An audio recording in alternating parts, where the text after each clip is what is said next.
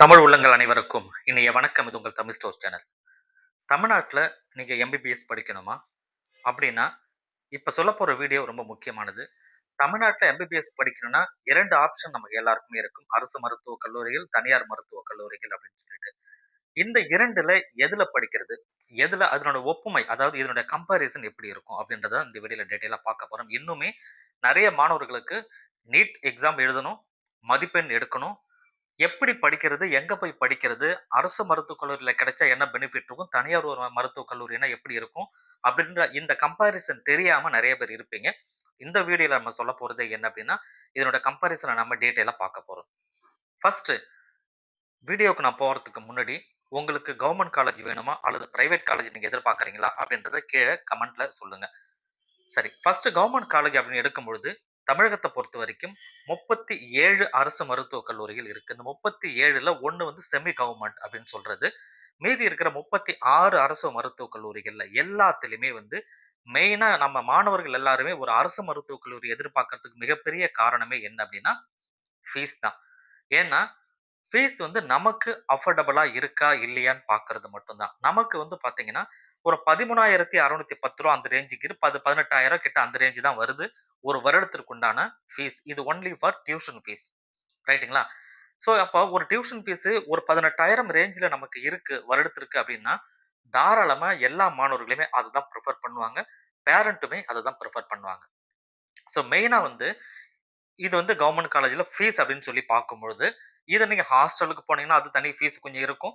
அல்லது வந்து நீங்க வந்து ஒரு ஆ மெஸ்ல சாப்பாடு எடுத்துக்கிறீங்கன்னா, அதுக்கு தனி ஃபீஸ் இருக்கும். எப்படி பார்த்தாலுமே ஒரு 50,000 வருடத்திற்கு அது கண்டிப்பா தாண்ட போறது கிடையாது. 50,000 டூ 60,000 மேபி 70,000 கூட போகலாம். அதுவே குறைவு. Compare to private college. சரிங்களா? இது ஃபீஸ்ன்னு பார்க்கும்போது ஃபர்ஸ்ட்டு. 2வது இன்ஃப்ராஸ்ட்ரக்சர பொறுத்தவரைக்கும் ஆனா, கொஞ்சம் இன்ஃப்ராஸ்ட்ரக்சர பொறுத்தவரைக்கும், நம்ம ஒரு பிரைவேட் காலேஜ கம்பேர் பண்ணும்போது, கவர்ன்மென்ட் காலேஜ்ல நம்ம எதிர்பார்க்கிற லெவல்ல கண்டிப்பா இருக்காது. ஸோ, இது வந்து நார்மலா எல்லாரும் ஒத்துக்கக்கூடியது. அது பேஷன் ஃப்ளோ அப்படின்னு பார்த்தீங்கன்னா, நெறைய இருக்கும். பேஷன் ஃப்ளோ வந்து ரொம்ப நெறையாவே இருக்கும் கவர்ன்மென்ட் காலேஜ பொறுத்தவரைக்கும். கவர்ன்மென்ட் மெடிக்கல் காலேஜ பொறுத்தவரைக்கும். ஸோ, அப்ப பேஷன் ஃப்ளோ அதிகமா இருந்ததுன்னா, மாணவர்கள் போயிட்டு பிராக்டிஸ் பண்றதுக்கு ரொம்ப ஈஸியாவும் இருக்கும். அதாவது ஒரு ஈஸி அக்சஸிபிள் அப்படின்னு சொன்னீங்கன்னா, அது நிச்சயமா ஒரு கவர்ன்மென்ட் காலேஜா கண்டிப்பா இருக்கும். அதேபோல மாணவர்களுக்கு தேவையான பிராக்டிஸ் பண்றதுக்கு, அவங்க ரிசர்ச் பண்றதுக்கு தேவையான அனைத்து வசதிகளையுமே ஒரு அரசு மருத்துவக் கல்லூரியில கண்டிப்பா இருக்கும். இதுலயும் எந்த சந்தேகமும் இருக்காது. ஸோ இது வந்து ஒரு வகை. ஏன் வந்து அரசு மருத்துவக் கல்லூரி நம்ம எடுக்கணும்ன்றதுக்கு இதெல்லாம் வந்து ஒரு காரணமா இருக்கும். அதேபோல இன்னொரு மிகப்பெரிய விஷயம் என்னன்னா, ஏற்கனவே ஃபீஸ் அப்படின்னு நான் சொல்லி பார்த்தேன். இந்த அரசு மருத்துவக் கல்லூரியில வந்து பார்த்தீங்கன்னா, கவர்ன்மென்ட் கோட்டா சீட் அப்படின்னு கவர்ன்மென்ட் சீட் அப்படின்னு சொல்றது இந்த அரசு மருத்துவக் கல்லூரியில நமக்கு கிடைக்கிறது. அதுல கிடைச்சதுன்னா ஃபீஸ் கம்மியா படிக்கிறீங்க. எல்லாமே உங்களுக்கு நம்ம நினைச்ச மாதிரியான வசதிகள் இருக்கு. எல்லாமே படிக்கிறீங்க. இன்ஃப்ராஸ்ட்ரக்சர் பெரிய அளவு இல்லாட்டாலும் எதிர்பார்க்கிற அளவு லேப் ஃபெசிலிட்டி, எதிர்பார்க்கிற அளவு டீச்சர்ஸ், ஃபேக்கல்டி எல்லாருமே இருக்கிறாங்க. இது அரசு மருத்துவக் கல்லூரி. பிரைவேட் மருத்துவக் கல்லூரி அப்படின்னு நம்ம எடுத்துப்போம். தனியார் மருத்துவக் கல்லூரிகள். தனியார் மருத்துவக் கல்லூரிகள் 22 இருக்கு.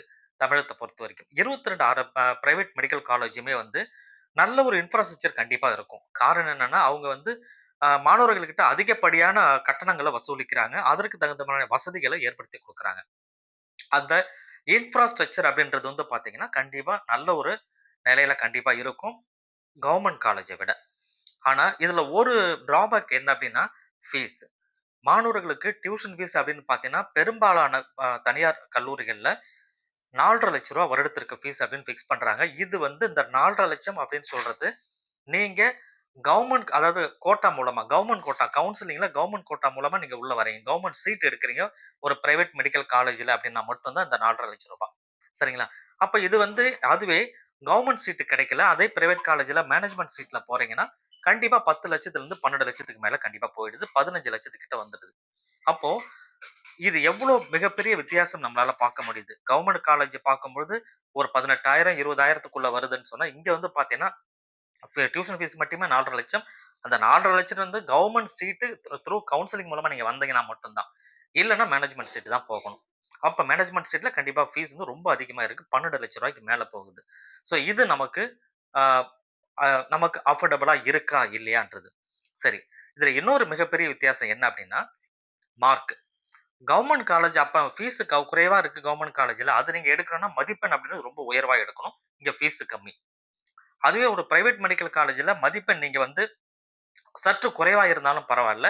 ஆனா ஃபீஸ் ஆனது அதிகமா இருக்கு. அப்ப உங்களுக்கு கவர்ன்மென்ட் காலேஜ் வேணுமா, இந்த பிரைவேட் காலேஜ் வேணுமான்றது, நீங்க எடுக்க போற மதிப்பெண்ண பொறுத்தும் இது வந்து மாறுபடும். அதனால நீங்க வந்து இது மட்டும் இல்ல. நான் ஏற்கனவே சொன்ன மாரி அங்க ஃபீஸ் அதிகம், மார்க் சற்று குறைவா இருந்தாலும் பரவாயில்லன்னு சொன்ன தனியார் மருத்துவக் கல்லூரில. ஆனா, இங்க கவர்ன்மென்ட் காலேஜ்ல அந்த நிலைமை கிடையாது. ஆனா, இங்க போட்டி வந்து அதிகம் கவர்ன்மென்ட் மெடிக்கல் காலேஜ்க்கு. பிரைவேட் மெடிக்கல் காலேஜ் போட்டி சற்று குறைவா இருக்கும். இதுதான் வித்தியாசங்கள். ஸோ, நீங்க நீட் எக்ஸாம் எழுதுறதுக்கு முன்னாடி ஒரு விஷயம் தெரிஞ்சுக்கங்க. என்ன அப்டின்னா, நீங்க என்ன எந்த கல்லூரியில படிக்க போறீங்க? ஒரு பிரைவேட் மெடிக்கல் காலேஜா? கவர்ன்மென்ட் மெடிக்கல் காலேஜா? அப்ப பிரைவேட் மெடிக்கல் காலேஜ்னா உங்க டார்கெட் என்னவா இருக்கணும்? உங்களுடைய மதிப்பெண், உங்களுடைய ஸ்கோர் வந்து பார்த்தீங்கன்னா, ரொம்ப ஹையா இருக்கணும். அந்த டார்கெட்ட ஃபிக்ஸ் பண்ணிடுங்க ஃபர்ஸ்ட்.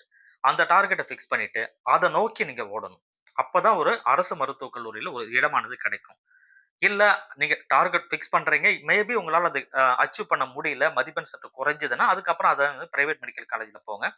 இல்ல சார், என்னால மதிப்பெண் எனக்கு இவ்வளவு தான் வந்துட்டு இருக்கு. என்னால இவ்வளவு தான் எடுக்க முடியும். ரொம்ப குறைவா தான் இருக்கு. ஒரு 380, 400, 450, 400, 500க்குள்ள தான் வருது. 500க்குள்ள தான் என்னால எடுக்க முடியும்னு ஃபிக்ஸே நீங்க பண்ணிட்டீங்கன்னா, கவர்ன்மென்ட் காலேஜ் பத்தி கவலைப்பட தேவையில்ல. உங்க பேரண்ட் கிட்ட சொல்லி அமௌண்ட் நீங்க ரெடி பண்ணணும். அமௌண்ட் ரெடி பண்ணீங்கன்னா, உங்களுக்கு கவர்ன்மென்ட் கோட்டா மூலமா சீட் வருதா? அல்லது மேனேஜ்மென்ட் கோட்டால நீங்க உள்ள போறீங்களான்னு பார்த்துக்கிட்டு, அதற்கு தகுந்த மாரி அமௌண்ட் நீங்க இப்பவே ரெடி பண்ணி வைக்கணும். இதுதான் தனியார் கல்லூரிகளிலும், ஒரு அரசு மருத்துவக் கல்லூரியும் இருக்கிற ஒப்புமை, அந்த வேறுபாடு அப்படின்னு சொல்றது. இதுல எந்த கல்லூரிகள் நீங்க எடுக்க போறீங்கன்றத நான் ஏற்கனவே சொன்ன மாரி கமெண்ட் செக்ஷன்ல சொல்லுங்க. இது போல நல்ல நல்ல வீடியோக்கள், இன்னும் நெறைய விஷயங்கள் உங்களுக்காக காத்துக்கிட்டு இருக்கு. நம்ம சேனல தொடர்ச்சியா பாருங்க. சப்ஸ்கிரைப் பண்ணாத மாணவர்கள் மறக்காம சப்ஸ்கிரைப் பண்ணிக்கோங்க. Thank you.